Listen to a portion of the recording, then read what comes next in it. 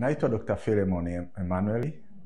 Ni mmoja kati ya madaktari bingwa wa masikio, pua na koo hapa katika hospitali yetu ya Taifa Muhimbili upande huu wa Mloganzila. Nakuja mbele yenu leo kuwaletea machache kuhusu maadhimisho ya siku ya usikivu duniani. Siku hii hufanyika kila tarehe 3 ya mwezi wa 3 ya mwaka husika kama hivi leo. Na siku hii tunaitumia zaidi kutoa elimu na kuongeza uelewa kuhusu swala zima la magonjwa ya masikio na afya ya masikio na usikivu kwa ujumla. Katika mwaka huu Shirika la Afya Duniani limetoa kauli mbiu ambayo inasema badilisha mtizamo kuhusu jinsi unavyochukulia afya ya masikio yako, na jali afya ya masikio na kuifanya jambo hili kuwa sehemu ya maisha yako ya kila siku. Kulingana na takwimu za Shirika la Afya Duniani linaonyesha inatarajiwa kufikia mwaka 2030 zaidi ya watu milioni 500 watakuwa wanaweza kuingia katika shida ya usikivu. Tunasisitizwa kwamba unachokifanya leo katika masikio yako ndicho kitakachoamua usikivu wako wa siku za mbeleni. Sasa basi, usikivu ni nini? Usikivu ni kitendo cha kukusanya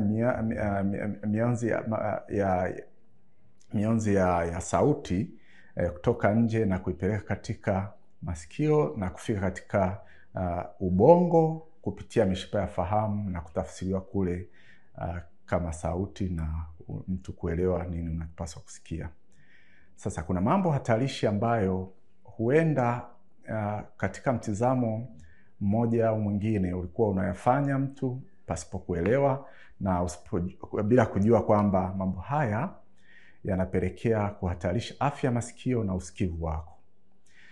Moja ya mambo haya ni kusikiliza sauti kwa juu, kwa wale wanaopenda kusikiliza kwa kutumia vipaza sauti vya masikioni au earphone kwa Kiingereza wanaita, na wanasikiliza sauti kupita sauti ya kiwango cha usalama kilichowekwa, lakini wanasikiliza pia kwa muda mrefu. Hii huhatarisha zaidi usikivu siku za mbeleni.